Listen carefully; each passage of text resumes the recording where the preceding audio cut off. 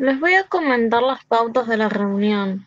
Todos los asistentes les recomendamos que apaguen el micrófono para evitar las interferencias. La cámara es opcional, pero también es bueno que la tengan para que los profes vean que hay otras personas detrás.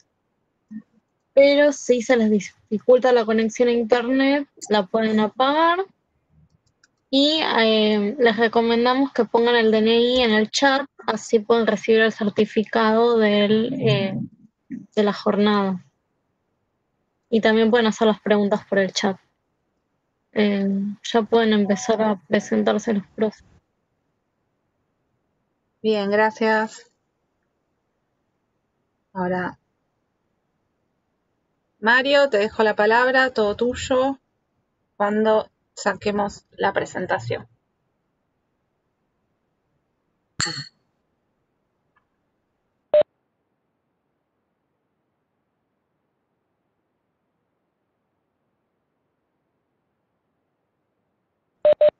Estás muteado, Mario.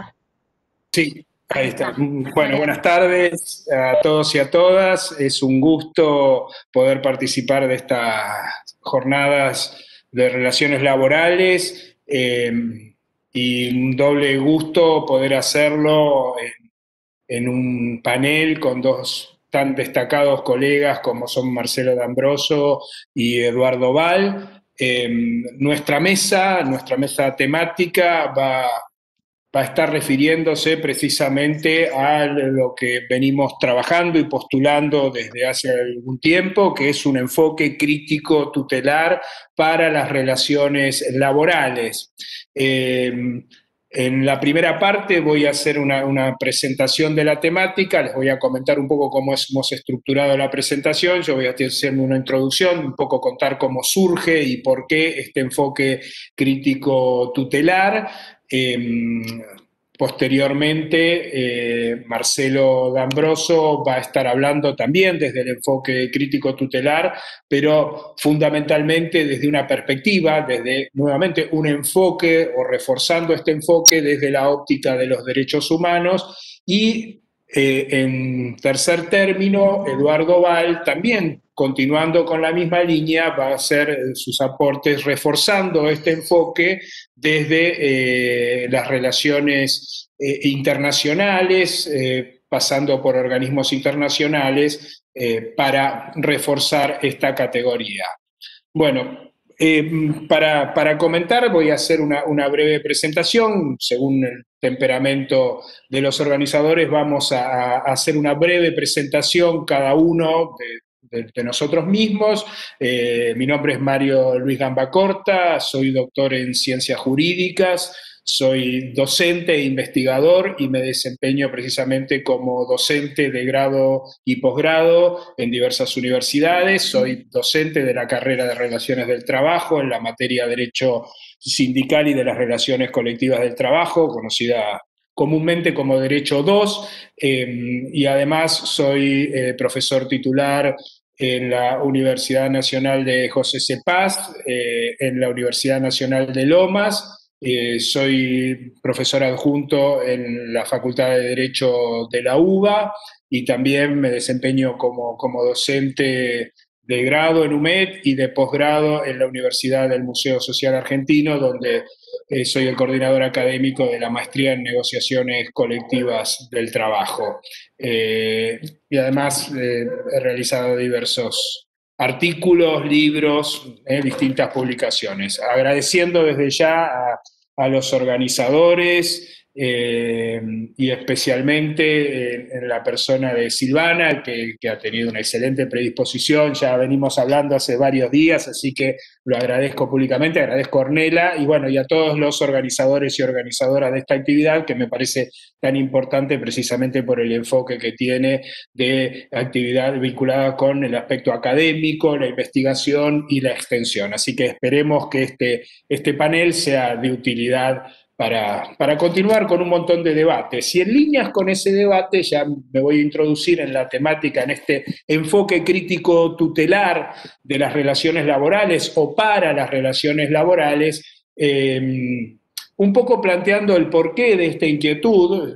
hace un tiempo yo empecé a tratar de estructurar esta categoría, empezar a ponerle carnadura, y precisamente está vinculada con distintos problemas, con problemas de transmisión del conocimiento, con cuestiones vinculadas al análisis de las temáticas, y cuando digo cuestiones epistemológicas me refiero a que existe el conocimiento y existe la opinión, y nosotros fundamentalmente nos proponemos analizar y trabajar no solo en las definiciones que solemos encontrar, sino cómo se justifican, se construyen y qué intereses representan esas categorías que vamos viendo, y en el mundo del trabajo si estas tienen un sentido más tutelar o más desprotectorio.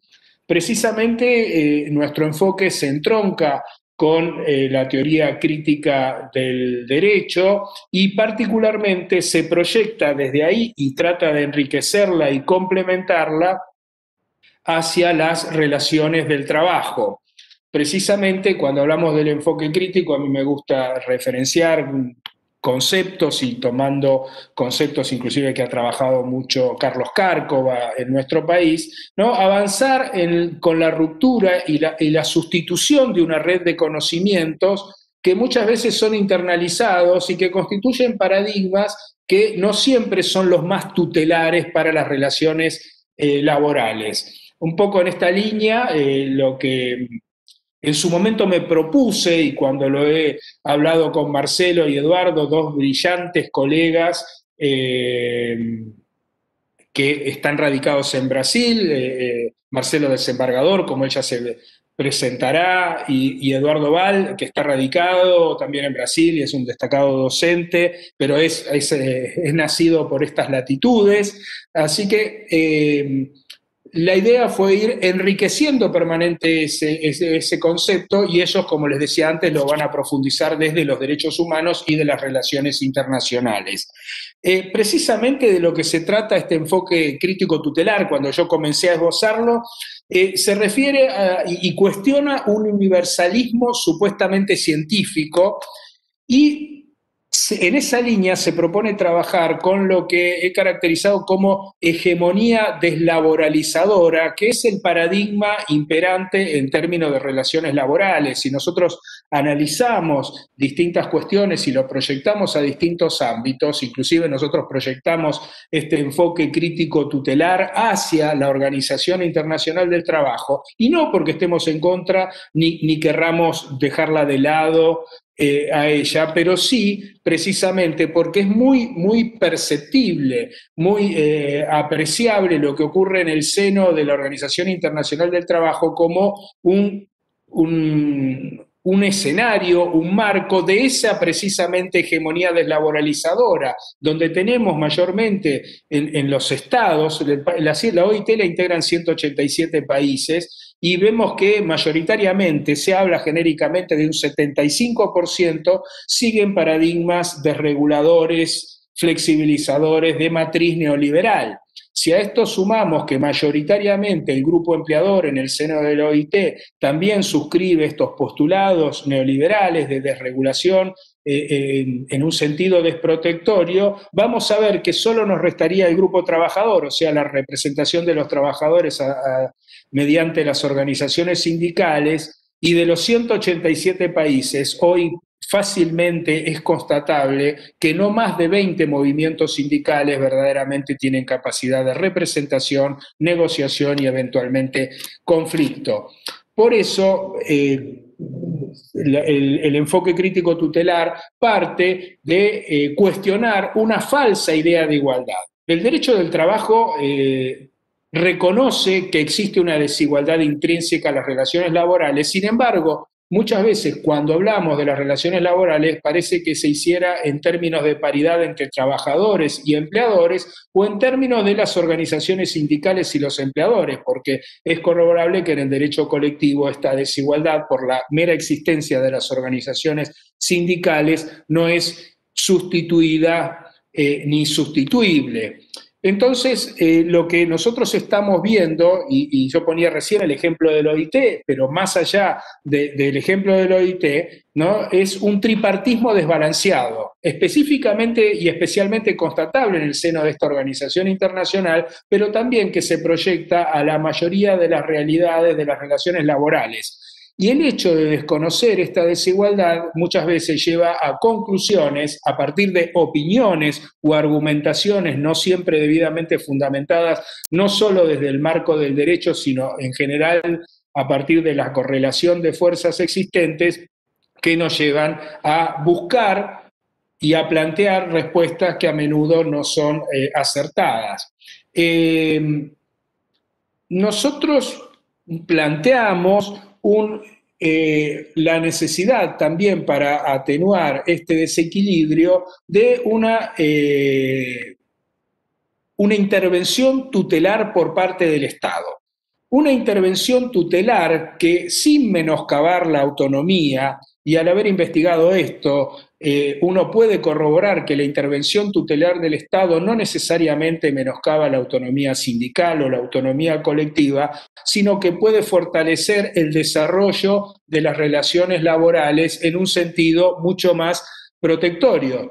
Y esta conclusión, por ejemplo, fue el resultado de un proyecto UBASIT que tuve el gusto de dirigir en nuestra Facultad de Ciencias Sociales, en el cual precisamente contraponíamos la categoría de intervención tutelar por parte del Estado versus a otra categoría que es la injerencia estatal indebida. ¿Por qué? Y esto ya nos va permitiendo establecer un concepto que es que no toda intervención estatal es negativa, como a menudo esos paradigmas desreguladores, en un sentido desprotectorio, nos quieren hacer creer. Y acá tomo también el concepto y la terminología de regulación, ¿no? Porque, como suelo señalar en mis clases, permanentemente hay una regulación por parte del Estado, inclusive cuando el Estado decide no regular formalmente.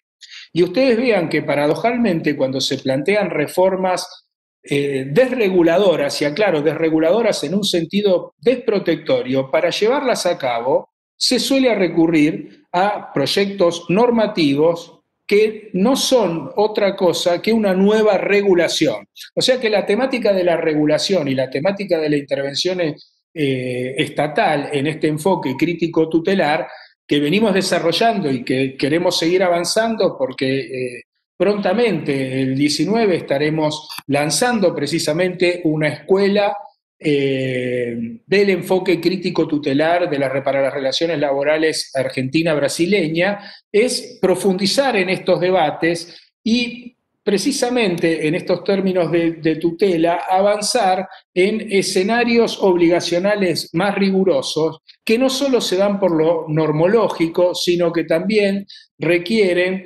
atender cuestiones sociológicas, cuestiones axiológicas y muchas otras variables. Sí, son estas tres porque sería lo que nutre fundamentalmente el enfoque trialista, que considera precisamente a lo jurídico no solo como normológico o normativo, para decirlo menos técnicamente, pero más coloquialmente, para atender. Yo siempre señalo en este sentido que el derecho forma parte de las relaciones laborales, pero las relaciones laborales desde ya no se agotan en el derecho ni en otros elementos. Las relaciones laborales tampoco se agotan en la economía, ni tampoco se agotan en necesidades de mercado. Hay una interacción de factores que tenemos que aprender y ahí precisamente también desde el enfoque crítico tutelar en determinado momento postulé que sin desconocer y reconociendo la validez y la importancia del diálogo social, no podemos atender un diálogo social que deje de lado el conflicto,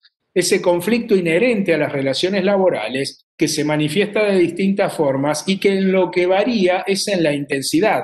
Cuando nosotros llegamos a una huelga, precisamente por eso la definimos como conflicto abierto, porque ahí es cuando se abre, se evidencia, se pone sobre la mesa el conflicto y las situaciones llegan a puntos de tensión que hay que tratar de ver cómo se reencausa ese conflicto subyacente, pero que no se puede dejar de lado.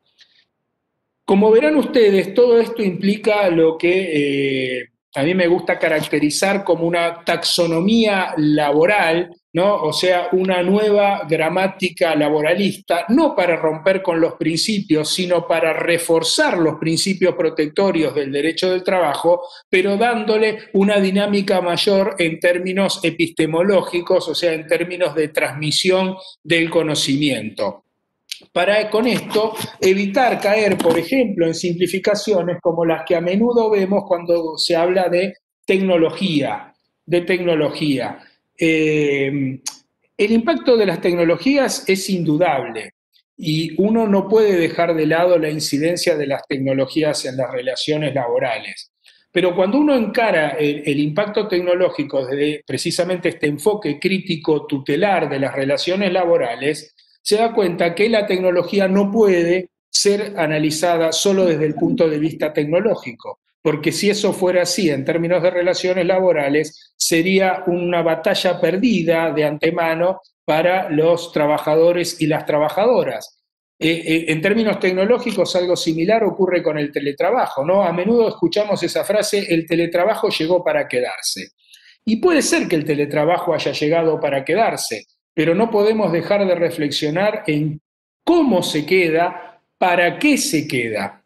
Yo hoy, mientras repasaba algunas cuestiones para esta actividad, me llegó una propuesta del Papa que, más allá de lo religioso, lo confesional de cada uno de nosotros, llamaba a rezar para que las tecnologías sean en beneficio de las personas. Y yo sí voy a señalar algo que me gusta citar de Francisco, cuando señala, y creo que va en un sentido crítico de la tecnología y va a ver cómo puede ser una herramienta o no para el bien común, o lo que en términos de nuestra Constitución podríamos decir el bienestar general, ¿no? Precisamente en la Laudato Si señala que si el progreso tecnológico reemplaza cada vez más el trabajo humano, entonces la humanidad se daña a sí misma. El trabajo es una necesidad, es parte del sentido de la vida. Desatender esto es negativo para la sociedad y trae consecuencias negativas. Esta manifestación precisamente se entronca con lo que venimos pensando, o quizás nosotros, mejor dicho, con mayor humildad, nos entroncamos en lo que el Papa viene pensando, de que ¿para qué nos sirve la tecnología? ¿Debemos subordinarnos lisa y llanamente ante el impacto de las tecnologías y desatender la realidad del trabajo humano? Y ahí es donde nosotros, tomando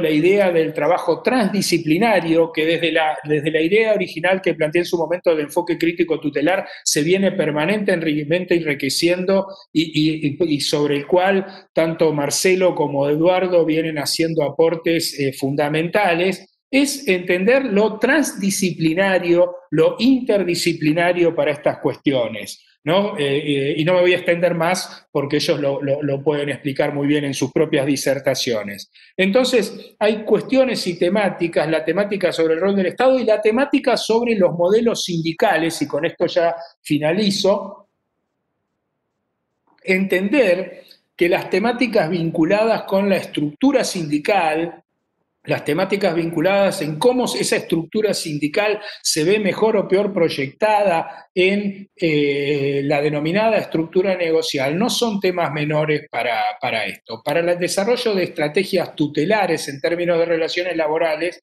me gusta siempre señalar dos herramientas estratégicas. Una es la negociación colectiva, que está directamente vinculada con el modelo sindical que tenemos, y en eso, no voy a hablar del modelo sindical en Brasil, pero sí respecto de Argentina, nuestro modelo sindical, al cual reivindico y suscribo, viene siendo una herramienta estratégica para la defensa de los derechos de los trabajadores. Más allá de debates secundarios, cuestiones que siempre se pueden perfeccionar, ha servido para que tengamos negociación colectiva por actividad con mayor cobertura, y más allá de las dificultades, marchas y contramarchas, esto es un elemento central.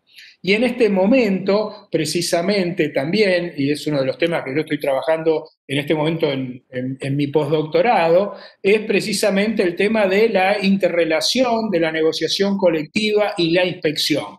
porque el enfoque crítico tutelar de las relaciones laborales, por eso habla desde las relaciones laborales, no se circunscribe al derecho y reconoce en las relaciones laborales herramientas que son mejor o peor utilizadas a partir de decisiones políticas, concretamente de la instrumentación de políticas públicas. Y en este sentido, creo que para el desarrollo y perfeccionamiento de las relaciones laborales, en términos de desarrollo y de incorporación de nuevos contenidos, por ejemplo, la negociación colectiva es fundamental. Y en términos de cumplimiento de la normativa, la inspección del trabajo, y no solo en términos del derecho, tiene que cumplir un rol central. Y también tenemos que dilucidar las problemáticas que no son solo normativas, por las cuales en nuestro país tenemos más del 40% del trabajo no registrado, informalizado, ¿no? Y esto se potencia a medida que vamos viendo formas de no regulación, de no tutela, que no se tornan siempre absolutos en la no regulación, pero podemos seguir multiplicando esto. Entonces, estos son algunos de los debates que impulsamos desde este enfoque crítico tutelar, que aspiramos y venimos creciendo en ese sentido de constituirlo en una escuela primariamente para Argentina y Brasil, y proyectarlo también a otros ámbitos, cuando muchas veces vemos que la respuesta inmediata a los problemas de las relaciones laborales para algunos parecería ser la deslaboralización, la fragmentación del colectivo laboral y la invención de nuevas formas que estamos viendo y seguimos viendo permanentemente, que en términos generales profundizan la precarización de un montón de hombres y mujeres. Y me refiero concretamente a la tercerización, a la mayoría de las figuras que se instrumentan en el emprendedurismo, que son temas complejos y que no se pueden circunscribir a una sola definición, y que, con lo cual, para finalizar, lo que estamos tratando de hacer es una crítica a una idea de monismo social, precisamente en una universalidad cientificista que muchas veces se vale más de categorías eurocéntricas con las cuales a menudo no podemos dar nuestra respuesta. Nosotros estamos planteando una respuesta desde lo regional, más allá de entender, por ejemplo, y esto ya lo venimos discutiendo entre nosotros y analizando, inclusive las particularidades y complejidades y diferencias que pueden existir entre Brasil y Argentina.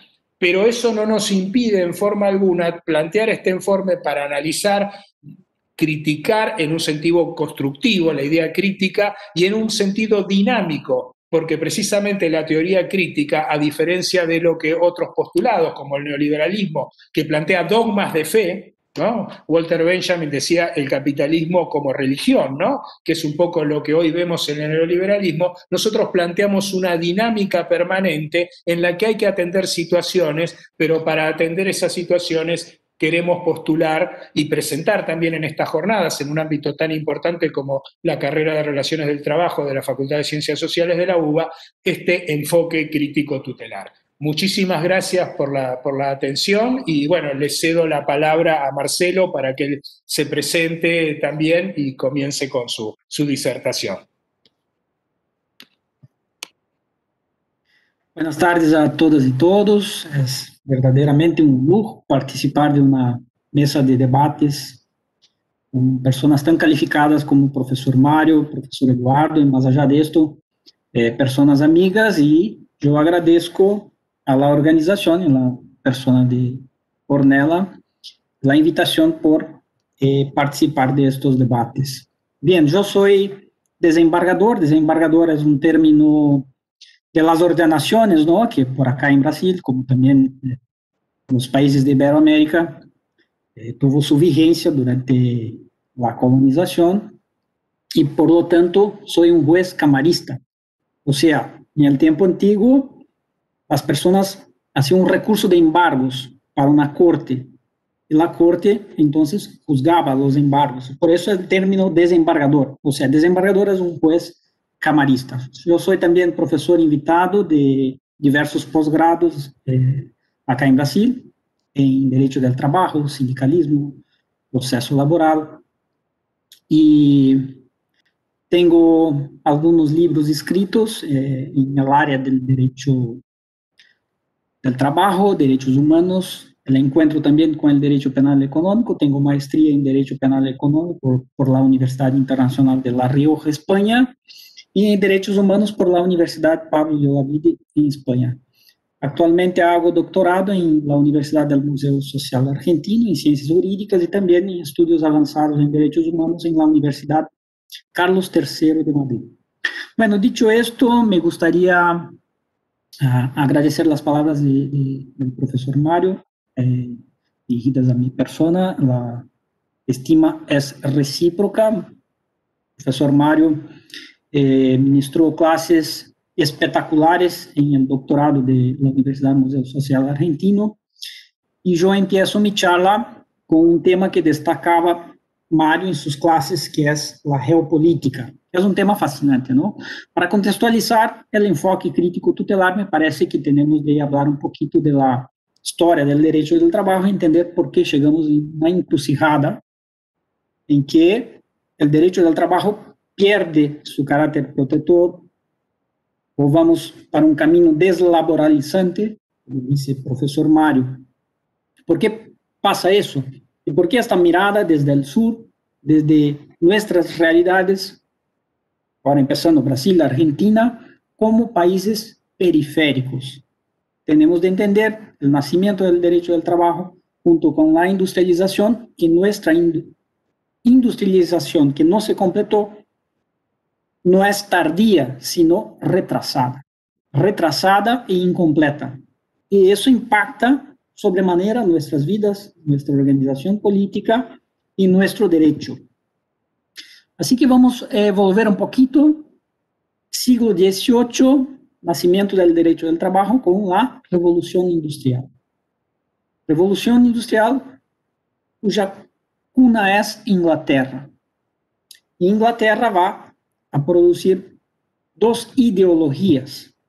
¿Ideologías para qué? Para justificar el desplazamiento de personas que durante la Edad Media estaban en el campo. El campesinato, los artesanos que tenían sus oficios, son desplazados, son personas desplazadas para las fábricas. Para eso que se necesita de ideologías para crear mecanismos disciplinadores. Están trabajados por Foucault, sobre todo en dos obras, La verdad y las formas jurídicas, y la otra, Vigilar y castigar, ¿no? Bueno, se trabaja la ideología del trabajo. Antes teníamos una vinculación de las personas a las parroquias y tenía en vigor las leyes de los pobres en Inglaterra, leyes que entregaban a las personas desposeídas ciertas cuantías para sobrevivir, o sea, para tener como comprar alimentos, sobrevivir. Cuando se produce la industrialización, ¿qué pasa? Estas leyes ya no sirven más, porque las personas tienen de ser disciplinadas para trabajar. Se crea entonces una ideología del trabajo.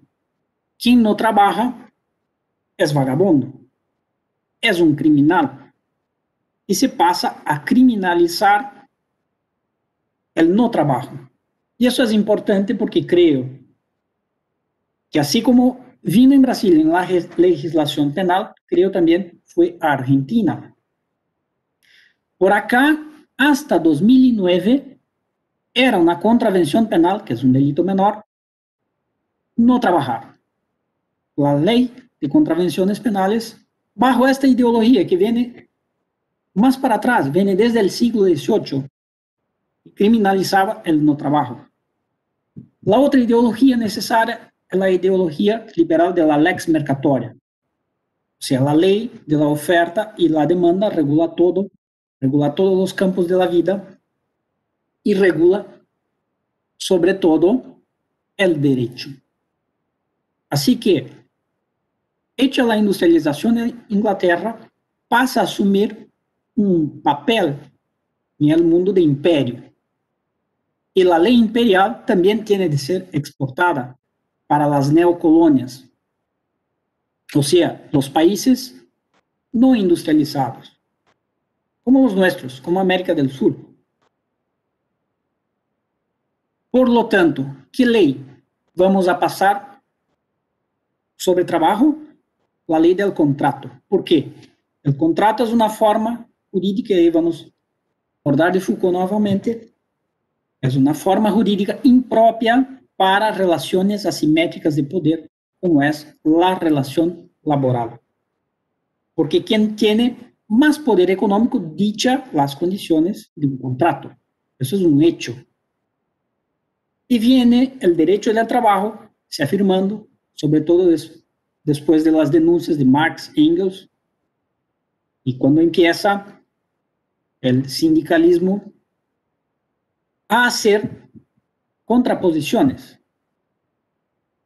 a luchar por condiciones laborales más justas, jornadas más justas, limitación de jornada, condiciones dignas de trabajo. Y mientras tanto, sigue un conflicto imperial. La Pax Británica, que empieza con la derrota de Napoleón Bonaparte en Waterloo, 1814-15, tenemos ahí la Pax Británica de casi un siglo, hasta 1914, en la Primera Guerra Mundial, y que es un conflicto imperial no resuelto entre Alemania, que tuvo esta sí una industrialización tardía en el fin del siglo XIX, con las demás potencias industrializadas, porque Alemania quería un espacio colonial en el sudeste asiático y en África. Nosotros en América del Sur ya estábamos ahí independizados, pero no industrializados. Eso es importante. Este conflicto va a generar, bajo el Tratado de Versalles, la creación de la OIT y el certificado de nacimiento, vamos a decir así, de los derechos humanos laborales, con la creación de la OIT, y cuando vamos a tener la Carta Constitutiva de la OIT, el reconocimiento de muchos derechos que aún hoy se lucha por afirmar. Bueno, este encuentro entre derecho del trabajo y derechos humanos es extremadamente necesario en este momento para hacer frente a una ideología contemporánea. Yo hablé de dos ideologías: ideología del trabajo, ideología de la lex mercatoria. ¿Y cuál es la ideología contemporánea del neoimperialismo? Que ahora es ejercido por la potencia hija de Inglaterra, ¿no? Estados Unidos, para quienes estamos con los ojos vueltos para saber el resultado de estas elecciones. Si vamos a tener un imperialismo más light o se va a seguir un imperialismo desastroso para nosotros como tiene sido el de Trump. Bueno, la ideología contemporánea es de un hipercapitalismo. Hipercapitalismo, o sea, capitalismo del rentismo. El capitalismo en su fase monopolista de las grandes multinacionales que vienen de estas grandes potencias, explotar nuestros territorios y también las personas, la mano de obra. Como también el hipercapitalismo de los grandes bancos de estas potencias. Para dar un ejemplo acá, cuando se privatizó los aeropuertos de Porto Alegre, de donde hablo yo, Rio Grande del Sur, y Florianópolis, que es la capital de Santa Catarina, ¿cuáles fueron las empresas que adquirieron los derechos de gestión? Empresas alemanas y de Suiza. Si vamos para la concesión de rutas acá en Brasil, ¿quiénes son las empresas que ganan? Empresas de España, empresas de Estados Unidos. O sea, nosotros en países periféricos no tenemos una formación de capital que es debida al post-industrialismo, ¿no?, que sea capaz de mantener recursos naturales o la gestión nacional de ciertas cuestiones, ¿no?, cuando se privatiza. Bueno, entonces la ideología neoliberal, ela actúa en favor de estas grandes multinacionales, de grandes bancos, de grandes potencias, predicando la privatización para poder tomar cuenta de estos recursos en las nuevas colonias, el Estado mínimo, los cortes de gastos sociales, porque ahí direccionamos los recursos del Estado para la protección del capital y no para las personas, ¿sí? Y también un corte de derechos, o sea, la ideología del trabajo, la criminalización que se operó en el pasado del no trabajo. Ahora lo renovamos, como cortando derechos y ya volvemos a una etapa anterior de la lucha por el derecho, que es el derecho a tener derechos, ya superado, pero acá en Brasil y también en otros países que hicieron reformas neoliberales desprotectoras de los derechos de la clase trabajadora, como Italia, como Portugal, como España. Y España, más allá de tener revertido la política, aún así no consiguió revocar esta reforma. Bueno, pasan estas cuestiones acá para nosotros con reformas, con leyes que van en contra de todo lo que se escribió en el siglo XX de derecho al trabajo, por una hegemonía neoliberal que se consagró desde la crisis del petróleo en 1973. Ya tenemos 4 décadas, entonces, de rebaja de las condiciones de la clase trabajadora. Y tenemos que hacer un movimiento opuesto a eso, que viene por el enfoque crítico tutelar. O sea, contextualizar nuestras realidades acá como países neocolonias de grandes potencias, sobre todo Estados Unidos, para dar mejores condiciones a una clase que no fue contemplada en las revoluciones burguesas, como bien decía el profesor Mario en sus clases, ¿no? Que es la clase desposeída, la clase trabajadora. Y más allá de no tener sido contemplada en las revoluciones burguesas, está siendo mega explotada, o tal vez en este momento eliminada adrede con las llamadas necropolíticas, que vienen por esta fase esta etapa ultra neoliberal, que son leyes que cada vez más cortan los gastos sociales, como la reforma de la seguridad social ahí en Argentina, creo que fue en el año 2017, y como la reforma de la seguridad social brasileña el año 2019. Para ver cómo eso pasa, Robert Cooper fue asesor de Anthony Blair en 2002.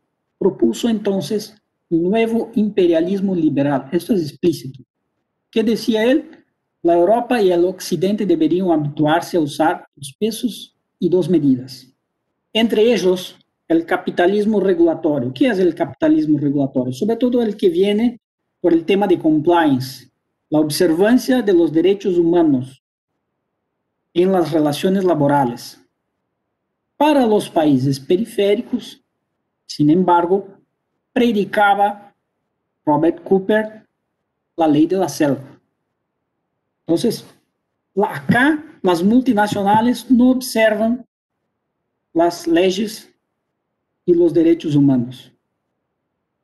¿Qué ejemplo tenemos? Tenemos el ejemplo de Volkswagen, que durante la dictadura militar brasileña investigaba a sus trabajadores y trabajadoras y denunciaba al régimen militar. Generó con eso varias prisiones ilegales y torturas de estas personas. Ahora, recientemente hubo un acuerdo con la Fiscalía Laboral para indemnización de las víctimas. Pero en este periodo todo, hasta que vengan estas indemnizaciones, siguió facturando, siguió con sus ganancias, ¿no? Y siguió con violencia a derechos humanos por décadas sin serem visibilizadas y reparadas. Eso también podemos hacer la lectura con John Bolton, que fue asesor de Trump. ¿Qué dijo John Bolton? En esta administración no tenemos miedo de usar la expresión doctrina Monroe. La doctrina Monroe del presidente James Monroe en 1823 dijo: la América para los americanos. ¿Quiénes americanos? Los estadounidenses, no nosotros. Estamos incluidos. Esto tuvo después el corolario Roosevelt en 1904. Theodore Roosevelt predicó el uso de un poder de policía internacional por los Estados Unidos con un derecho de intervención en las demás naciones para garantizar una supuesta democracia. Hoy vemos que democracia que tienen ellos en su país, ¿no? Y con eso se hacen en el derecho de intervenir en nosotros. Pero en realidad esta intervención es el pulso militar para operación de sus grandes multinacionales. Eso es expreso también por Thomas Friedman. Thomas Friedman dijo que para que McDonald's tenga sus lucros, tiene un puño invisible de la Fuerza Aérea, de McDonnell Douglas, de los F-5, de los F-15, de las Fuerzas Armadas. O sea, el discurso neoimperial llega a ser explícito en este momento. Por eso, tenemos de tener esta mirada, de conectar geopolítica con el derecho del trabajo para crear una nueva mirada transdisciplinar, estudiando historia, sociología,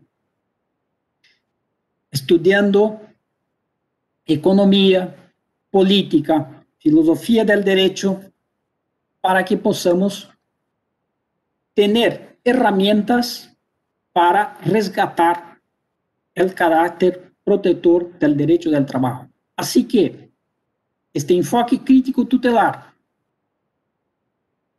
predica una mirada emancipadora para la clase trabajadora, visibilizando los derechos humanos del trabajo, rescatando los procesos de luchas sociales que construyeron el derecho del trabajo, como oposición a esta explotación de la clase propietaria, incorporando perspectivas de grupos vulnerables, como la perspectiva de género, la crítica racial, la perspectiva indígena, cuando se hace la hermenéutica y uso laboral. La construcción de la democracia depende directamente de la efectividad de los derechos sociolaborales y cada vez más vemos que los ataques ultraneoliberales tanto van desconstruyendo el derecho del trabajo como también las democracias. Por eso, la necesidad de una visión holística que comprenda el derecho del trabajo como una herramienta que puede ser decisiva para superar el capitalismo, entregando a la clase trabajadora condiciones de ponerse en igualdad y superar, y más allá.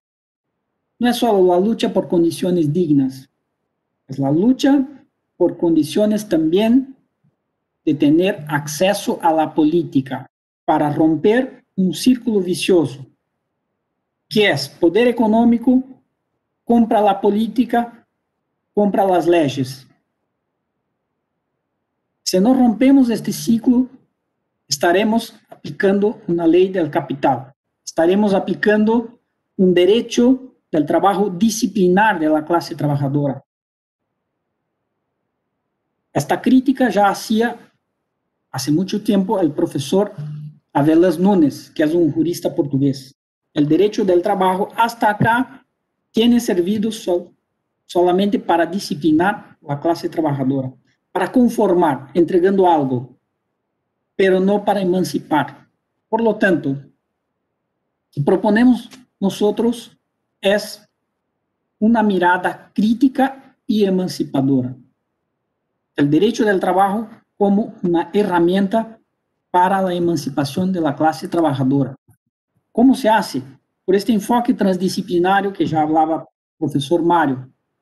Vamos a conectar el derecho del trabajo a otras ramas, tener una mirada holística, reconocer los derechos sociolaborales como derechos humanos que son regidos por dos principios básicos que rigen los derechos humanos, el pro homine y el principio de progresividad, o sea, no admitir retroceso social bajo ninguna circunstancia. En la aplicación de la ley tenemos de seguir adelante y nunca para atrás, o sea, recusar la aplicación de leyes que no contemplan la progresividad, como fue acá en Brasil la reforma neoliberal de 2017, cuyo discurso en su momento era de que cortando derechos se crearían empleos. Y hoy se ve que no es verdad. Tenemos más desempleo. O sea, son discursos falaciosos que tienen de ser superados. Pero sobre todo nosotros y nosotras que aplicamos y interpretamos y aplicamos el derecho del trabajo, tenemos de superar este tipo de ley desprotectora. También descontractualizar los derechos sociolaborales. Derechos humanos no son categorías contractualizables, no pueden ser objeto de una operación de compra y venta, porque si no, estaremos en el círculo vicioso neoliberal en que los estados entran en competencia entre ellos mismos para rebajar derechos de la clase trabajadora.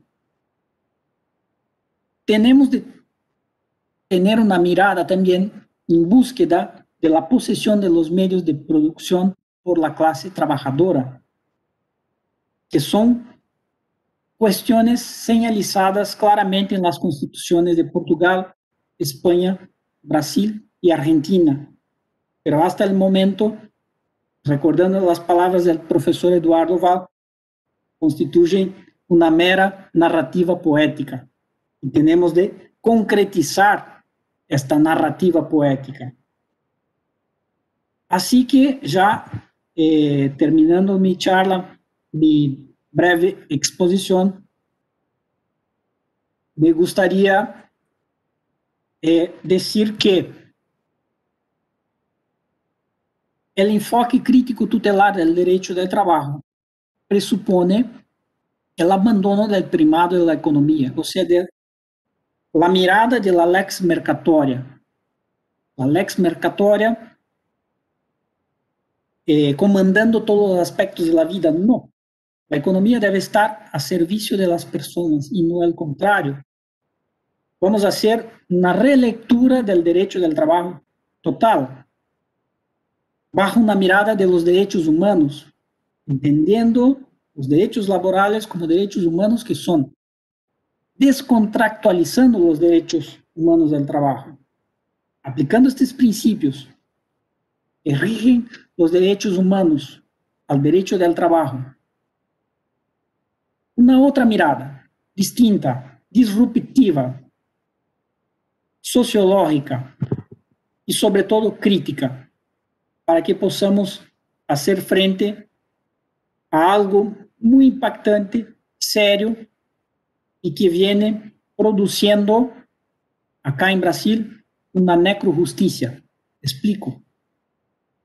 Esta semana, acá en Porto Alegre, juzgamos un recurso de una trabajadora ex empaquetadora de un supermercado, entró en la justicia para pedir sus derechos de rescisión de la relación laboral.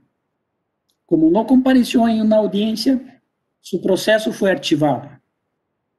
Y la jueza la condenó en costas judiciales. Entró con una nueva demanda. La jueza dijo, mientras no pague las costas del otro proceso, no seguirá la demanda. Ella obviamente no pagó las costas porque no tenía, es una trabajadora hiposuficiente. Más allá de eso, entró en juicio una declaración de miserabilidad. ¿Y qué se produjo? La justicia bloqueó su cuenta judicial. Fueron bloqueados valores de su cuenta. Por demandar en juicio, tuvo una grave violación de un derecho humano que es el derecho de acceso a la justicia. Eso es la necrojusticia que viene por reformas neoliberales impactantes. Pasó en Italia, que es imponer la sucumbencia a la clase trabajadora con demanda en juicio. Pasó en Inglaterra. Inglaterra, la Suprema Corte juzgó inconstitucional. Pero acá en Brasil aún no tenemos una señalización en este sentido, más allá de que exista una acción declaratoria de inconstitucionalidad.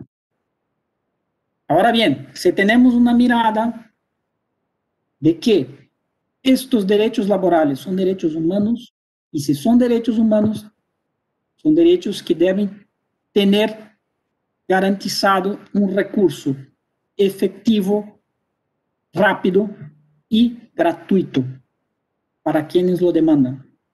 Jamás aplicaríamos una ley así. Bueno, perdón por exceder mi tiempo. Muchísimas gracias.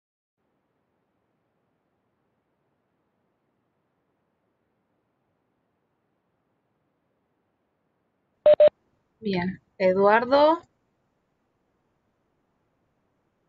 fíjate si puedes desilenciarte.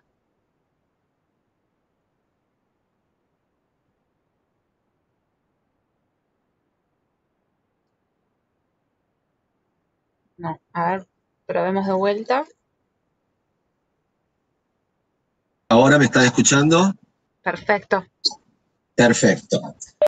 Bueno, buenas tardes a todos y a todas. Quiero agradecer la invitación a los organizadores de este encuentro, en la figura de mi amigo y colega Mario Luis Gambacorta, que junto con Ornella y Silvina me permiten volver a mi casa de origen, porque nací en Buenos Aires y me recibí de abogado en la Universidad de Buenos Aires. Entonces para mí es un enorme placer estar hoy, aunque sea remotamente, nuevamente en la que considero mi casa de origen.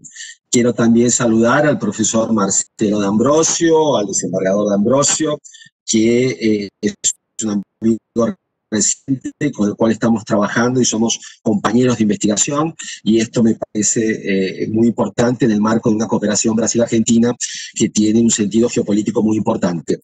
Al final de cuentas, solamente podemos sacudirnos procesos de dominación bastante históricos si asumimos estas formas de cooperación a partir de nuestro propio continente. Quería agradecer también al público presente, registro gente de Brasil, orientandos míos de maestría, de doctorado, y también de Panamá.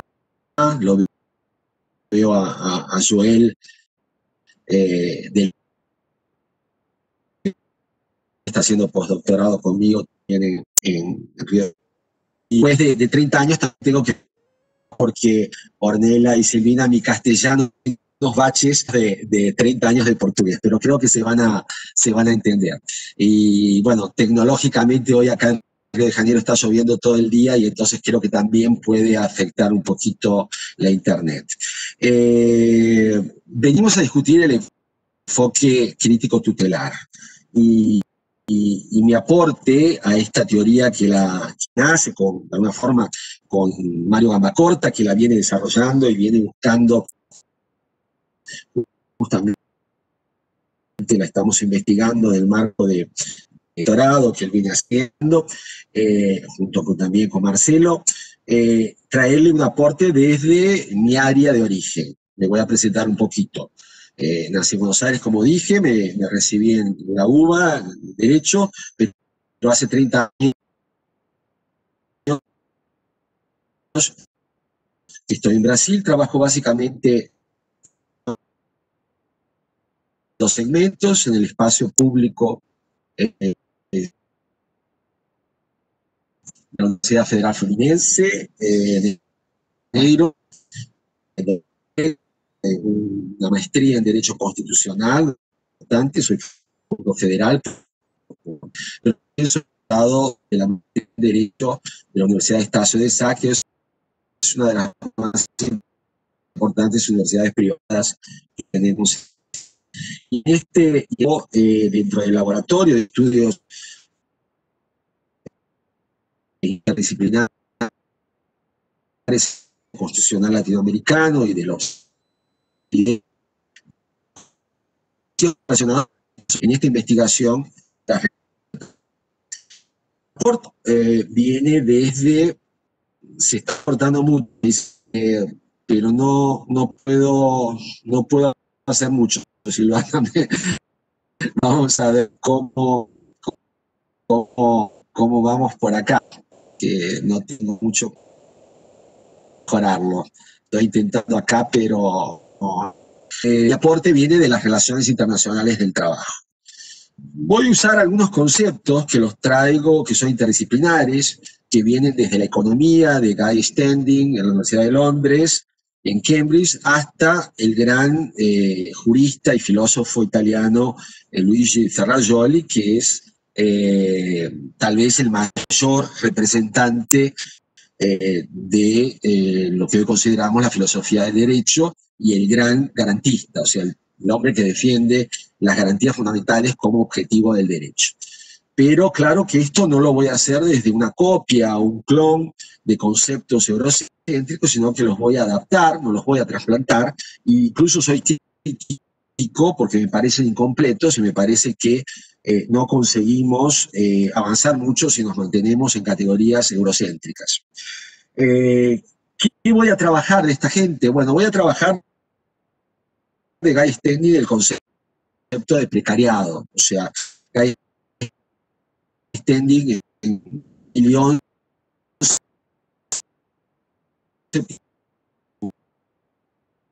publica un libro importante,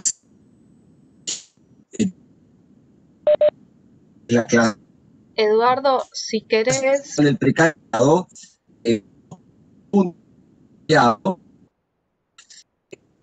una clase, creo que te escucho. no, te iba a ofrecer que tal vez si apagas la cámara se te escucha más fluido, de a ratos se corta, de a ratos te seguimos, como una sugerencia.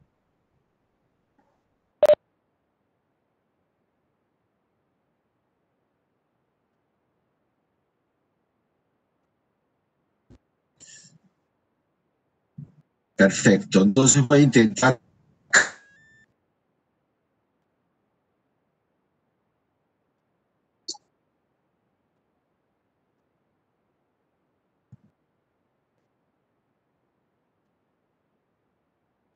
¿Mejoró la voz? ¿Mejoró? Sí, ahí mejoró, si querés seguir y cualquier cosa te escribo por el chat, Correcto. si no te interrumpo. Está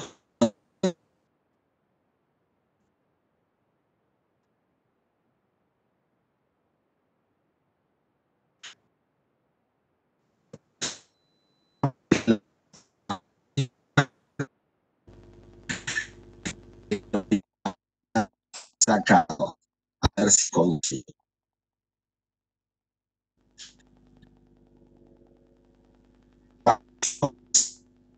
Mi vídeo. Bueno.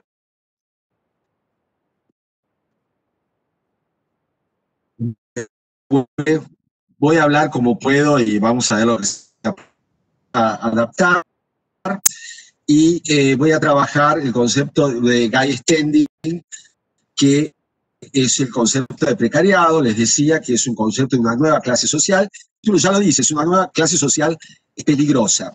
Y es peligrosa porque, claro, es el resultado de 40 años prácticamente de políticas neoliberales. Y esto tiene que quedar claro.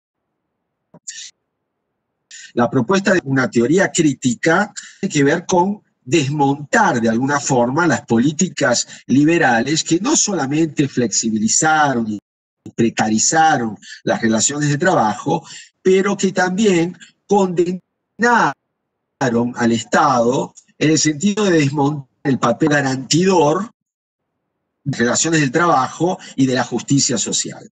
En ese sentido, creo que Guy Standing, como trabaja desde un marco de investigación europea, no entiende que, por ejemplo, el estado de bienestar social nunca existió en América Latina. Nosotros nunca conseguimos tener un bienestar social garantizado y consolidado, como por ejemplo pasó con el welfare state en Europa. Y esto es central para entender esta cosa tan extraña que es tener, a pesar de los rotundos fracasos económicos y políticos del neoliberalismo, todavía procesos de gobiernos que continúan imponiendo políticas para las relaciones de trabajo de corte neoliberal, imponiendo y estimulando el precariado.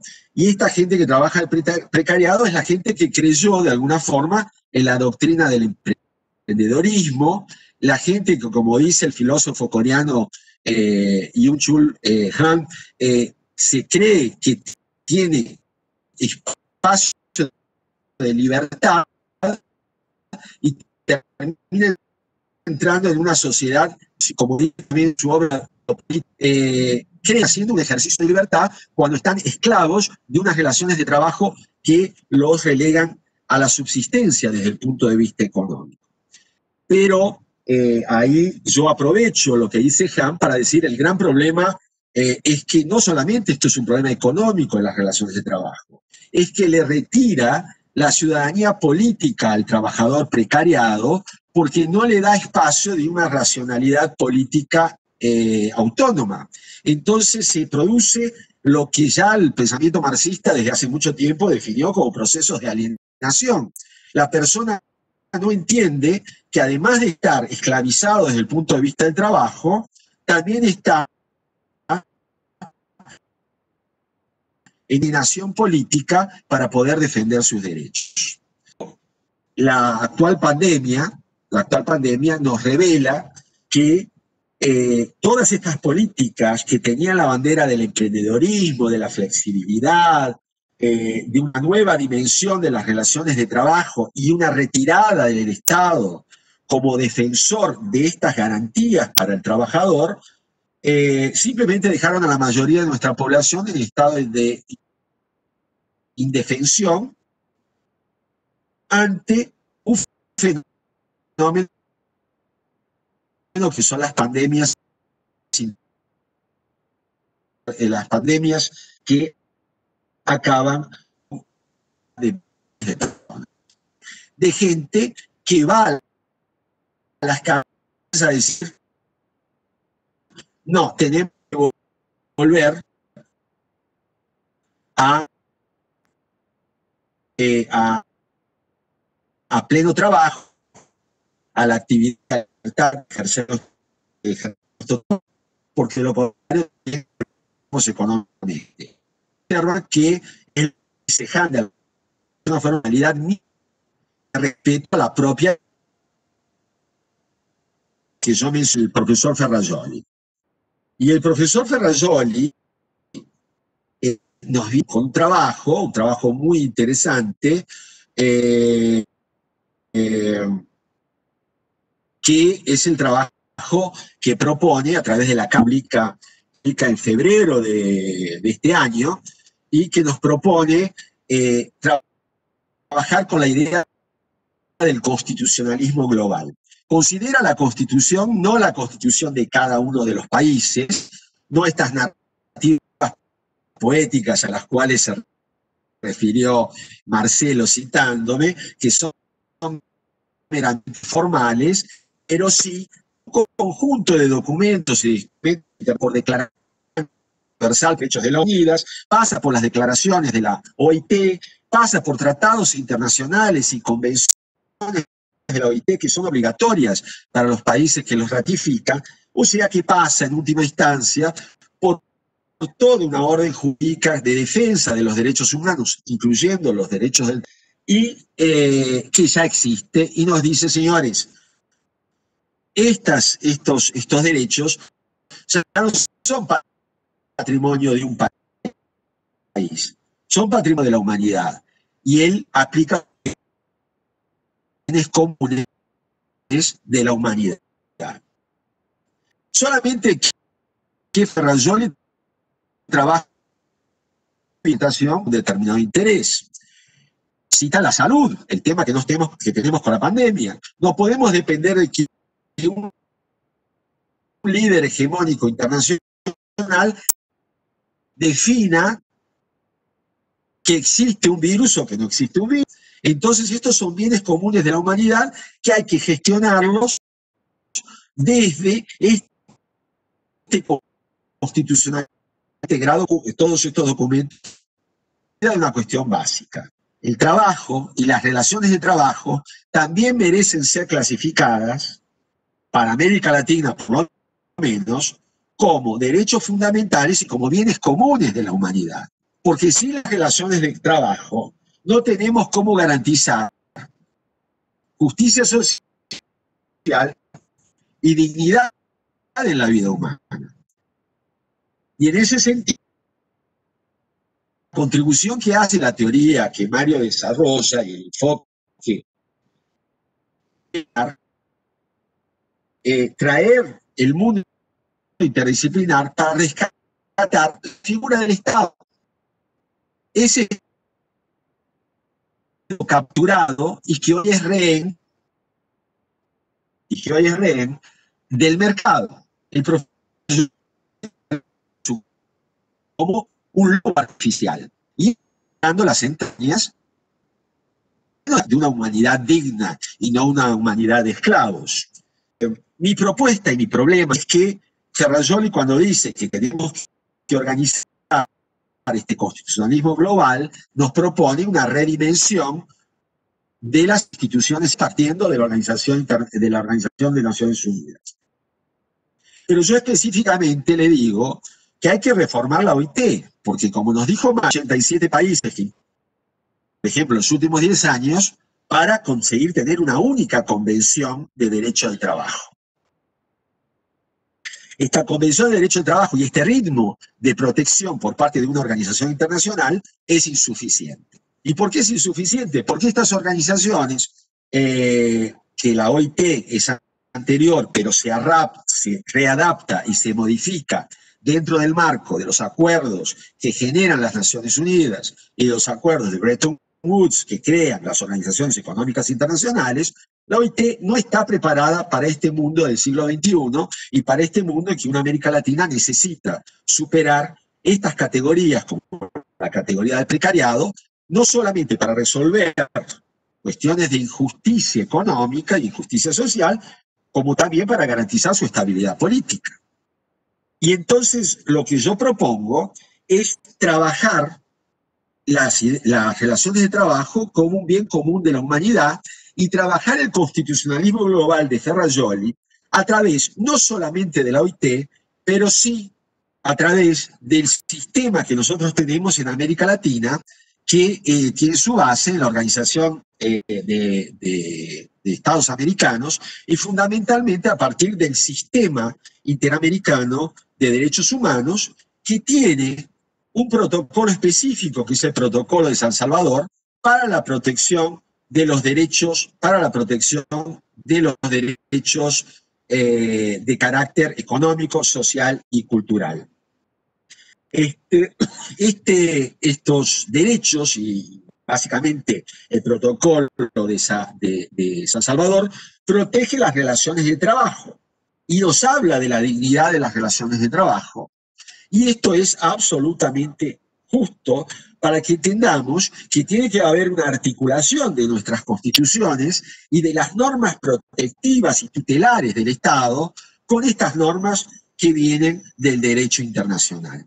Y el Estado debe acabar con ese mito que nos impuso el neoliberalismo, de que tiene que ser un Estado que tiene que abstenerse de tutelar y garantizar las relaciones de trabajo, que tiene que ser un Estado pequeño para ser eficiente, porque este gran mito nos ha llevado al actual Estado que nosotros tenemos de miserabilidad que Thomas Piketty, por ejemplo, lo ha declarado en sus investigaciones. Así como existe una gran concentración de renta en manos de poquísimas personas en la mayoría de los estados occidentales, también existe un aumento progresivo y permanente de situaciones de extrema necesidad y de miserabilidad y de pobreza extrema en nuestros continentes.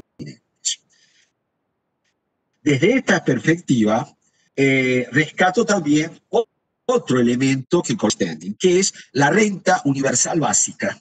La renta universal básica nos permitiría rescatar no solamente esta clase peligrosa que es el precariado, pero también extiende, y mucha gente se olvida, clasifica que existen otras clases sociales nuevas. Él va a hablar de 7, yo me voy a reducir al precariado, pero también voy a rescatar la clase que él llama del lumpen precariado, que son personas que han quedado absolutamente marginalizadas de la sociedad.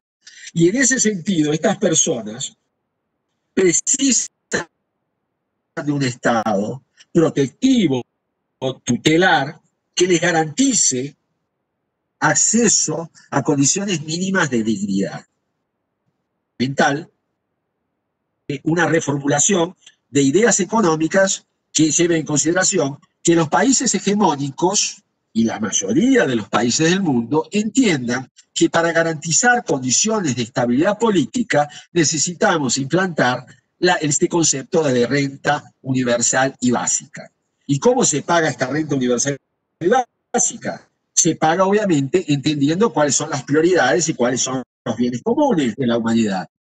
Y estos bienes comunes son las relaciones de trabajo, es la salud, es el medio ambiente y obviamente asociado a esto los llamados derechos sociales. Y esto tiene que, tenemos que encontrar ecuaciones económicas que nos permitan financiar, y claro, este financiamiento va a exigir clases sociales abran mano, o sea, se liberen y entiendan que el proceso de concentración de renta y de dominación a partir de concentración de renta llegó a un punto en que o lo conseguimos desarticular o la humanidad va a entrar en una situación absolutamente de conflicto, pero no un conflicto que puede resolverse jurídicamente, sino un conflicto de exterminio, un conflicto que nos lleve a situaciones de terminancia de la humanidad como un todo.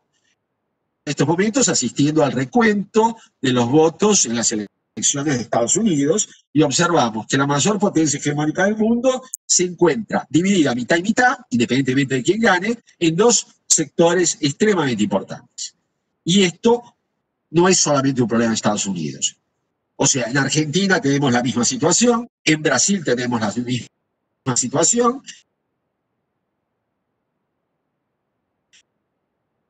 y estamos en un péndulo que eso oscila menos. Pasamos de extremas derechas. Y si el péndulo se para, probablemente vamos a tener, y yo animaría, y lamento el pesimismo, a decir que es universal. En el Estado y el papel tutelar del Estado, desde una perspectiva crítica, es la renovación teórica que nos propone Gambá Corta y en la cual estamos envueltos de alguna forma diversos investigadores. Y el papel de Argentina y Brasil es central porque tenemos una responsabilidad. Saramago tiene una carta que es reelaborada por la Universidad Autónoma de México en que habla de los derechos, Marcelo, y de los deberes de los ciudadanos. Y un deber que tenemos los ciudadanos de Argentina y las ciudadanas de Argentina y de Brasil es tomar las banderas de reformular el Estado, de refundar el Estado, de refundar las relaciones de trabajo y de refundar las relaciones internacionales para conseguir lo que es absolutamente prioritario, tan prioritario como una vacuna, que es una vacuna social que dé dignidad a nuestras sociedades. Creo que me pasé un poquito de tiempo, agradezco ahí a Ornella y a Silvina que me trataron de ayudar, no sé cuál fue la recepción de esto, cuál va a ser la calidad del trabajo, pero bueno, son las cosas que este mundo tecnológico que criticó Mario también nos somete. Muchas gracias a todas, muchas gracias a todos, y quedo abierto para las preguntas y debates que se tornen necesarios.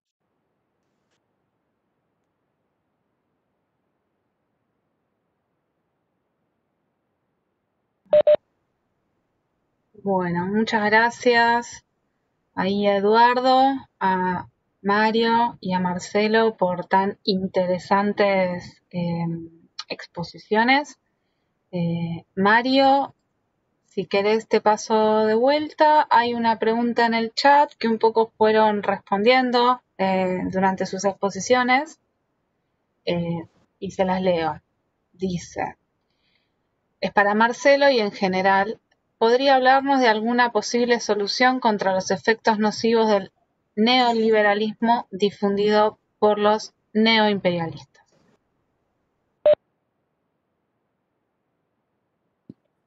Bueno, muchas gracias, Ornella. Espero tener buena conectividad. Si apago la cámara, si lo aclaré en el chat, para no ser antipático, pero es la necesidad a veces. A ver, creo que es interesante la pregunta, y creo que también es una cuestión que a mí me ha gustado señalar en algún trabajo. Creo que en línea con esto que hemos señalado hoy, de no trabajar con categorías eurocéntricas, creo que cuando hablamos de neoliberalismo, y yo hice algunas referencias genéricas a neoliberalismo también, porque es la terminología más utilizada, pero muchas veces en nuestros países, en los países periféricos, tomamos el concepto del neoliberalismo en forma indistinta. Y solamente voy a dejar algo para la reflexión, ¿no? Pero es un punto de vista. Y precisamente con relación a la pregunta que hacía Wilson, que habla del neocolonialismo. Mire, yo en su momento señalé que con el neoliberalismo precisamente pasa algo parecido al colonialismo. Más allá de, como señalaba en su momento un periodista inglés, que decía que hacía un juego que señalaba que con el neoliberalismo pasa algo como si estuviéramos en la Unión Soviética, cuando todavía existía la Unión Soviética, y la gente no supiera que era el comunismo. Con el neoliberalismo vivimos en una hegemonía predominantemente neoliberal, pero parece que en muchos casos no se sabe o no se entiende lo que es el neoliberalismo. Y creo que esa es la gran virtud del neoliberalismo, demostrar primero que no tiene cuerpo, en teoría, ¿no? Que no tiene caras y que no tiene ideología, cuando está profundamente ideologizado, y mucho más ideologizado inclusive de algunos que lo nombran para cuestionarlo. Y digo esto porque el neoliberalismo, nosotros estamos dentro de un sistema neoliberal. Ahora, también para entender el neoliberalismo y cómo empezar a dar respuesta a esa pregunta tan compleja que Wilson nos señalaba, es tratar de entender dentro del neoliberalismo qué rol nos toca jugar. Porque a menudo hablamos del impacto tecnológico como si nosotros estuviéramos viviendo en alguno de los países motores de la Unión Europea.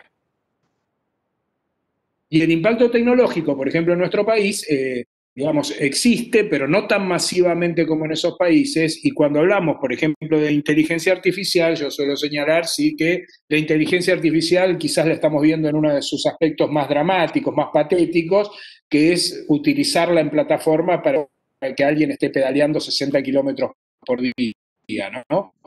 Y con el sistema colonial pasa algo parecido, porque, por ejemplo, cuando Brasil era colonia portuguesa o Argentina era colonia española, todos formamos parte del sistema colonial. Solamente que Brasil y Argentina eran las colonias, y Portugal y España eran las metrópolis que administraban y explotaban y extraían riquezas de esas metrópolis. Ahora, encontrando algunos puntos de contacto para abrir algunas discusiones, hoy seguimos viendo que en muchos casos ¿no? Esto que señalamos con relación a la falta de industrialización, ¿no? Falta de desarrollo en muchos aspectos, seguimos viendo economías extractivas, en general, pues sobre todo en el caso de Argentina, peor que en Brasil, enclaves industriales muy acotados, con lo cual seguimos cumpliendo después de 200 años o más, ¿no? Tomemos los tiempos de la conquista, pero de 200 años de nuestros nacimientos como naciones modernas e independientes, seguimos cumpliendo roles que son profundamente dependientes. Entonces creo que una de las primeras cosas para trabajar y seguir viendo es qué situación tenemos dentro del sistema neoliberal, qué beneficios, qué perjuicios tenemos y cómo transformamos nuestro rol dentro de ese sistema. Porque si hablamos del neoliberalismo indistintamente, vamos a seguir replicando esas categorías que se trasladan linealmente, sobre todo por algunos grupos que accionan en la Argentina, pero que, como digo yo, todos los días se levantan y padecen ser argentinos. Yo me voy a limitar a hablar de Argentina, desde ya dejo a Marcelo y Eduardo, que conocen mucho mejor que yo la realidad de Brasil, pero estas situaciones, digo, quiero dejar abierta esta discusión, un paralelismo entre el colonialismo y neoliberalismo y entender el rol que juega y a partir del rol que jugamos hacer un diagnóstico adecuado, tomar los elementos y ver cómo empezamos también a transmitir ese conocimiento para las transformaciones, que es un poco el desafío epistemológico que planteamos desde el enfoque crítico tutelar. Le cedo la palabra a Marcelo, seguimos la ronda como la vez pasada. Gracias. Vale, gracias, querido Mario. Bueno, muy interesante la pregunta y yo como buen discípulo de Mario sigo una mirada descolonial, ¿no? Y eso es el enfoque crítico tutelar, una oposición al eurocentrismo y la construcción de algo del sur, algo nuestro. O sea, tenemos necesidad de organizarnos, organizar nuestros pueblos, organizar una nueva mirada, rechazar en absoluto el neoliberalismo, no nos sirve, eso sirve para neocolonizar o colonizar, vamos a decir, que es lo que es, ¿no? Como decía el profesor Zaffaroni, hay que tratar las cosas por lo que son, para que no se las pierda de contexto, así que no se trata de neocolonialismo, sino otra forma de colonialismo, lo que vivimos actualmente bajo la explotación de las grandes multinacionales y de los grandes bancos de las grandes potencias. Y como dijo el profesor Mario, nosotros y nosotras acá, en América del Sur, ya se pasan 2 siglos desde las independencias, seguimos forneciendo recursos naturales. Brasil con petróleo, con el hierro. Argentina ya no tengo tanto conocimiento de lo que se extrae en el territorio, pero seguro que hay multinacionales que siguen haciendo lo mismo y nosotros y nosotras permitiendo este tipo de situación. Tenemos de superar, ¿no? Y superar pasa por el rechazo total al neoliberalismo y una reconstrucción de los derechos sociales. Creo que con eso podemos hacer algo inclusivo de todas las personas, no dejar a nadie para atrás, ¿no? Este discurso de la OIT, de que hablaba el profesor Eduardo, ¿no? De que tenemos de dar efectividad a los derechos sociales, no dejar a nadie para atrás. Acá también, pensar en América del Sur, no dejar a nadie para atrás. Y terminar, por otro lado, con una subjetivación que me parece que tiene sido construida de rivalidad entre nosotros y nosotros, ¿no? Se habla Brasil y Argentina, se piensa en fútbol. Yo odio fútbol. Odio fútbol. Y se piensa en una rivalidad. ¿Pero por qué? ¿Por qué tenemos de ser rivales? No tenemos de ser rivales. Tenemos de ser hermanos y hermanas que padecen del mismo problema, el colonialismo. Así que vamos a construir juntos en América del Sur. Estamos empezando Brasil, Argentina, pero obviamente vamos a querer añadir otros países más de América del Sur, de América Latina, para poder hacer frente a esta explotación a que tenemos sido sometidos a lo largo de la historia.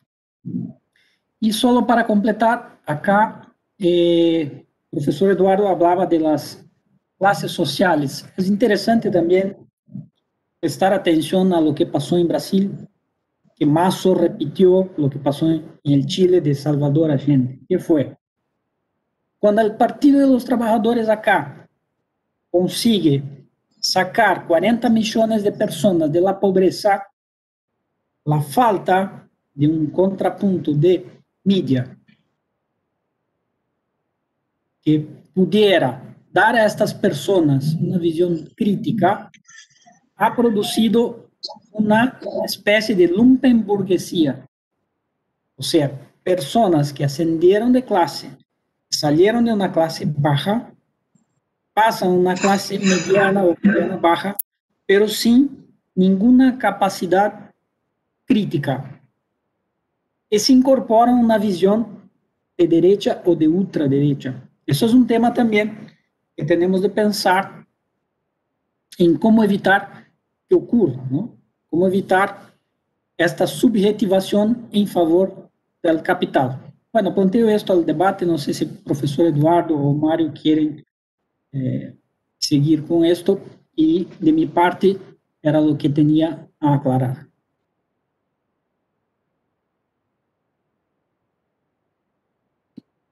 Eduardo.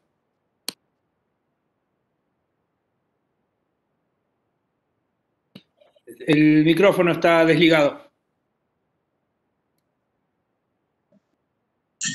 ¿Me están escuchando?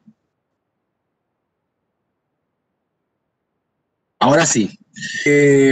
Ornella, hay una pregunta acá también en portugués que me han hecho y creo que se relaciona bastante. Es la pregunta de Wilson Danilo, que dice: obrigado pela fala, professor Eduardo, muito interessante sua fala sobre o trabalho do standing. Pergunta: o precariado es un efecto del neoliberalismo marcado en América Latina? ¿Ves también huellas y otros lugares? ¿Existe alguna relación entre estos lugares? Voy a intentar responder en forma conjunta las dos preguntas. La primera cuestión es, la mencionaron tanto Mario como Marcelo. O sea, el neoliberalismo no es solamente una política económica, no es solamente un modelo político, es un conjunto de fuerzas interdisciplinares que se colocan al servicio del capitalismo y que tienen como objetivo trabajar con el individuo, el individualismo extremo, el individualismo con el mito de la libertad, que como ya dije es falso, en decisión, eliminar la idea de solidaridad y la idea de colectivo.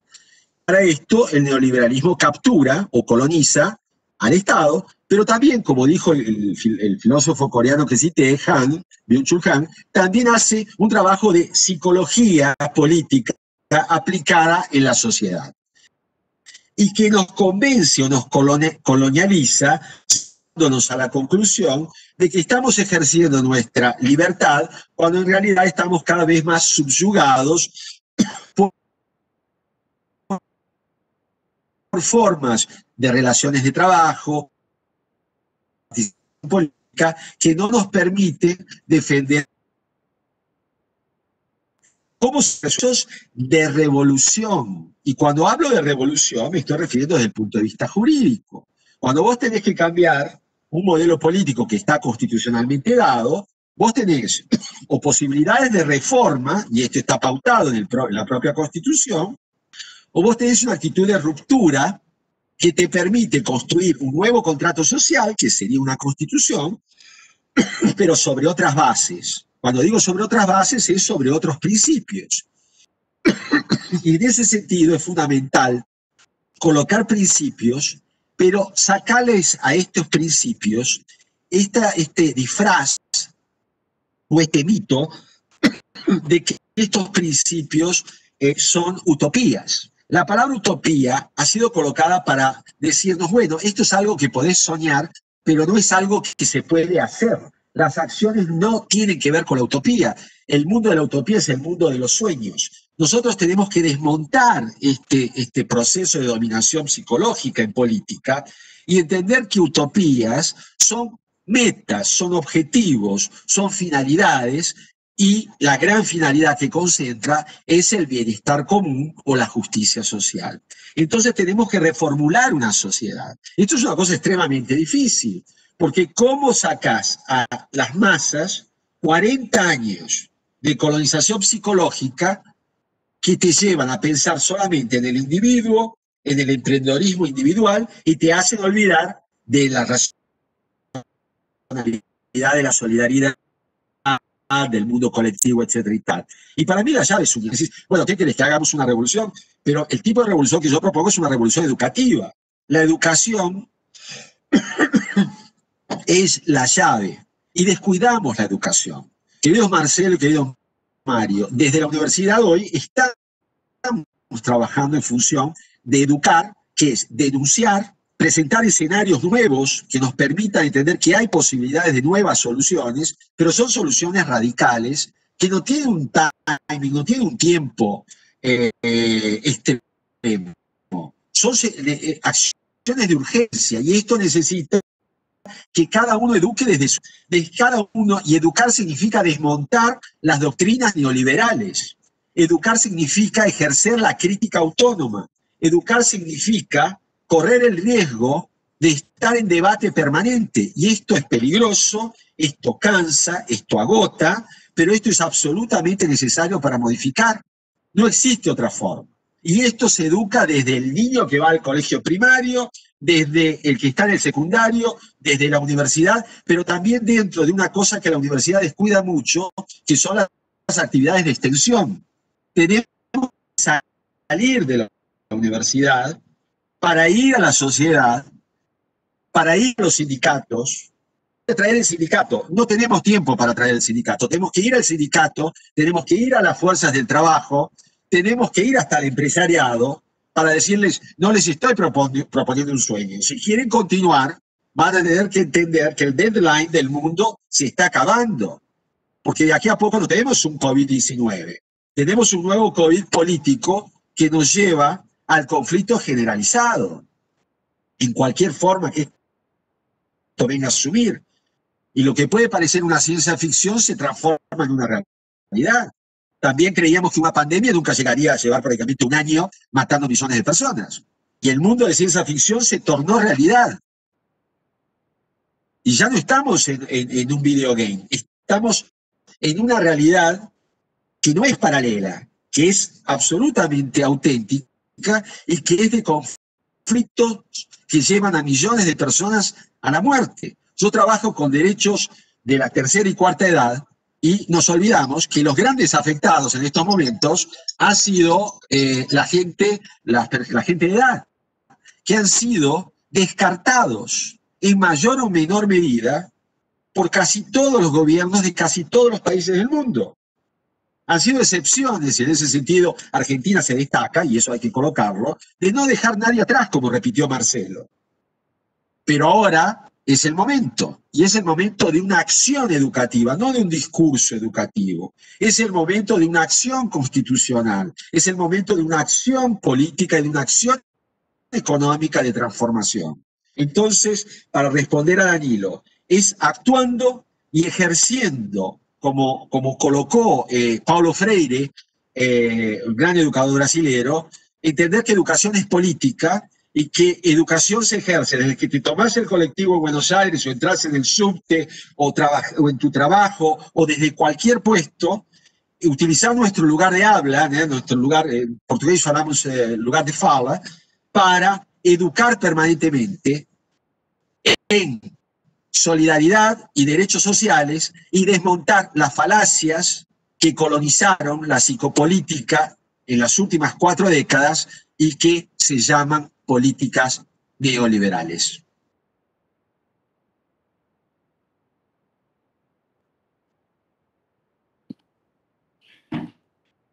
Bueno, yo voy a aprovechar ya porque estamos cerca de la hora que nos habíamos fijado y preestablecido para completar nuestra actividad. En línea con lo que planteaba Eduardo, y obviamente en esta actividad no podemos señalar todos los desarrollos ni los contenidos de lo que venimos trabajando como enfoque crítico tutelar, pero una de las temáticas que sí queremos impulsar y que yo ya he planteado en alguna otra actividad es precisamente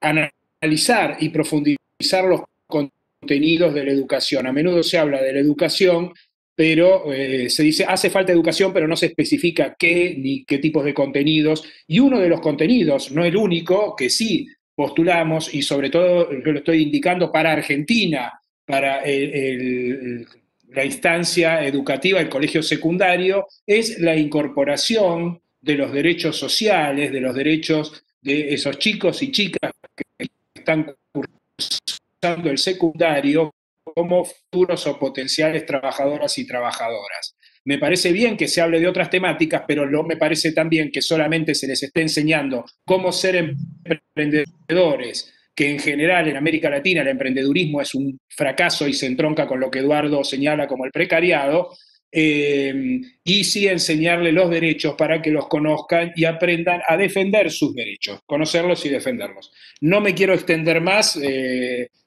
voy a aprovechar, no sé si después Marcelo y Eduardo quieren señalar algo más, pero me voy a permitir agradecer tanto a Ornella y muy especialmente a Silvana por toda la predisposición, y a todos aquellos y aquellas que sé que están trabajando. Hay otros organizadores aquí presentes también, y a toda la gente que organizó este evento, porque me parece que es fundamental que la universidad y una universidad pública como la UBA y la Facultad de Ciencias Sociales dentro de la UBA estén llevando adelante y generen ámbitos de discusión y de difusión y de ideas para seguir debatiendo en esto. Así que desde ese punto de vista, muchas gracias también por permitirnos presentar lo que venimos haciendo y trabajando y tratando de fortalecer y cada vez enriquecer más como esa idea primigenia que surgió y que realmente para mí es un honor compartirla tanto con Marcelo, con Eduardo, que le siguen aportando condimentos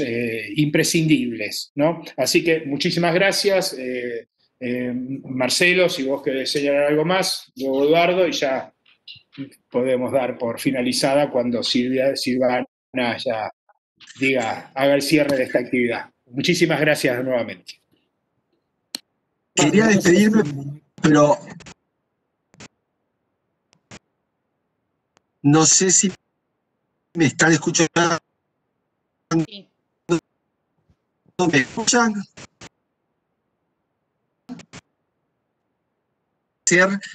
Está más o menos, ¿no? Más o menos, le dice, le veo a Ornella. Quería hacer 3 pequeñas precisiones. Primero, Silvana, creo que vos lo colocaste. Hablaste de la utopía Justo cuando estabas hablando. de América Latina. No es utopía.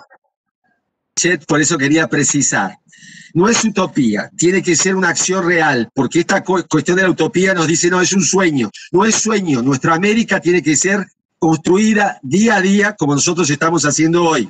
Una precisión para Mario. Claro que Mario existen matices, vos lo sabés, por ejemplo, lo que dice respecto a la organización sindical.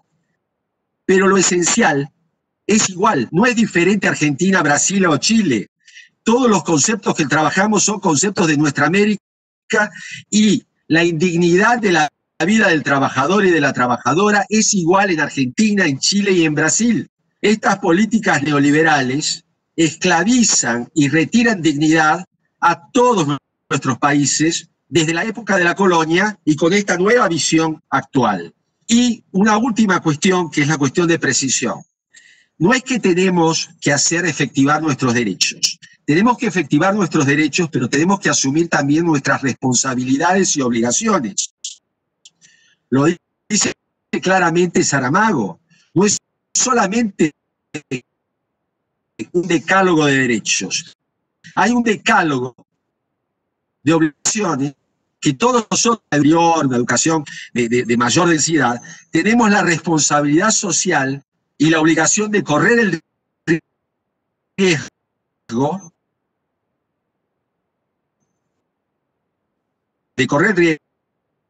de hacer cumplir hechos.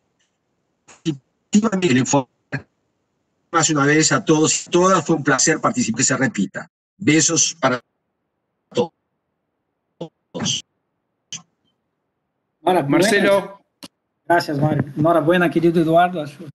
Tocaste puntos fundamentales ahí y creo que la educación crítica es fundamental en este contexto para superar esta subjetivación psicopolítica a que se sigue en nuestros países, ¿no? No es diferente, como bien dijiste, Brasil, Argentina, y ahora mismo se ve esta lumpenburguesía acá en Brasil, cooptada por la ultraderecha, luchando en contra de sus derechos. Eso no se puede más permitir.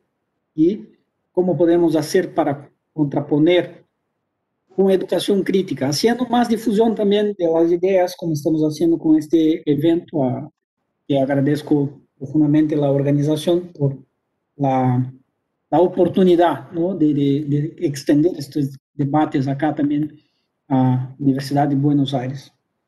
Y bueno, no tenemos tanto tiempo para tocar todo lo que tiene implicación, cuestiones de media, de las redes sociales, son cuestiones tecnológicas del momento que también están involucradas, pero queda para una otra oportunidad. Y muchísimas gracias nuevamente por la organización, por la oportunidad, por la invitación para estar acá. Muchas gracias a ustedes, gracias por todo, estuvo más que interesante, más que completo y tan afín a todo lo que nos involucra en la carrera. Así que, bueno, les deseo lo mejor y vamos para adelante para que no sea una utopía, como dice Eduardo. Yo me prendo, ¿eh? Bueno, gracias a todos. Bueno, gracias. Gracias.